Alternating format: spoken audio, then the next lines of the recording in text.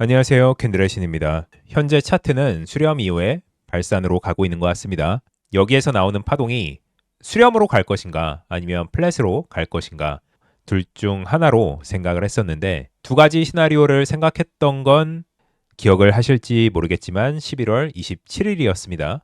내용을 들어보면 이중조합 마지막을 여기서부터 플랫으로 하는 마감이 나올 수도 있고 여기서 연장 플랫을 시작으로 하는 수렴으로 마무리할 수도 있겠죠. 수렴으로 간다면 당연히 적용을 안 하겠죠. 네, 이렇게 두 가지 시나리오를 좀 봤었고 바로 지난 영상에서도 플랫으로 나오거나 아니면 수렴으로 가는 방향을 말씀을 드렸습니다.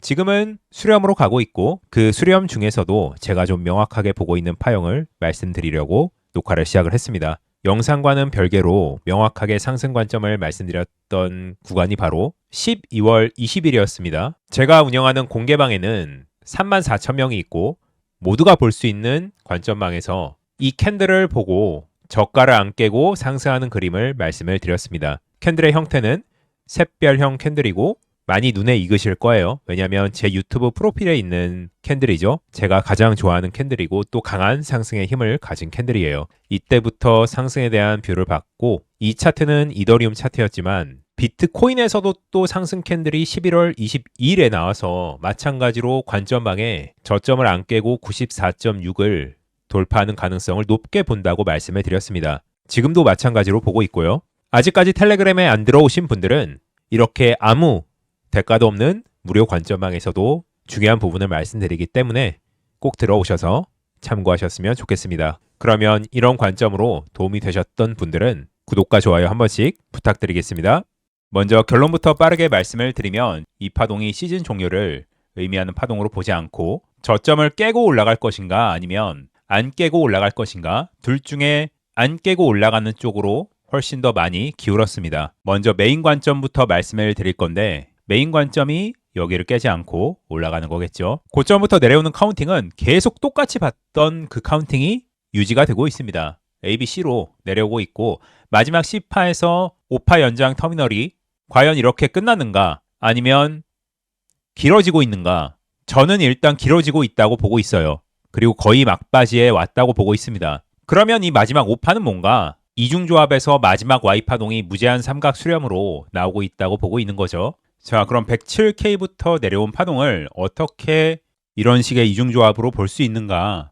세부 카운팅이 좀 중요할 것 같은데 여기 세부 파동에 대한 카운팅을 명확하게 하시는 분들이 잘 없을 거예요. 어렵기 때문에. 일단 저는 이렇게 봤습니다. 고점부터 내려온 파동이 ABC로 지그재그를 만들었다고 보고 있어요. 이 지그재그 구조에서 마지막 내려온 여기 C파동은 이런 식으로 1파 연장 임펄스로 봤습니다. 그러면 하나의 ABC가 완성이 되죠. 그럼 여기는 뭔가 여기를 플랫으로 봤습니다. 물론 살짝 플랫의 조건에 미달이죠. 618을 못 찍었으니까. 하지만 이 정도는 소파동 카운팅에서 허용을 해야 되는 수준이고 그렇게 본다면 마지막 내려온 파동은 플랫 조정으로 보고 있는 거죠. 그리고 여기 두 개를 이어주는 이 파동을 X파동으로 보고 있습니다. X파동은 가장 다양한 파형이 나올 수 있는 파동이죠. 저는 직관적으로 여기를 삼각형으로 해석했습니다. 자, 그럼 이렇게 한 덩어리로 파형이 끝났는가? 아니면 여기서부터 내려온 플랫이 연장 플랫이기 때문에 이거를 A파로 하는 수렴 중인가? 두 가지 가능성에서 저는 수렴에 대한 가능성을 봤던 거죠. 다시 축소를 해보면 마지막 Y파동이 이렇게 무제한 삼각 수렴을 그리고 있다고 보고 있는 거예요. 수렴의 형태가 명확하게 끝났는지는 알 수 없지만 완성이 된다면 저점을 다시 깨는 일 없이 그대로 113K 이상 가는 상승이 나오겠죠. 여기서부터가 터미널의 시작점이기 때문에 얘를 다 되돌리는 파동이 나와야 하는 거죠. 여기까지가 제가 보고 있는 메인 관점입니다. 그 다음 서브 관점으로 넘어가면 서브 관점은 여기서 파동이 끝난 겁니다. ABC로 마지막 파동이 지금 끝난 거예요. 하지만 이렇게 파동이 형성이 됐으면 지금부터 상승하는 그림은 안 나와요. 왜냐하면 ABC 연장 플랫을 만들고 여기에서 발생한 터미널을 빠르게 되돌렸어야 하지만 그러지 못했기 때문에 지금 여기서 파동이 끝났다면 나오고 있는 파동은 X파동의 삼각 수렴이에요. 그리고 다시 한번 Y파동으로 우리를 전부 다 지쳐서 떠나보내는 그런 파동으로 전개가 될 겁니다.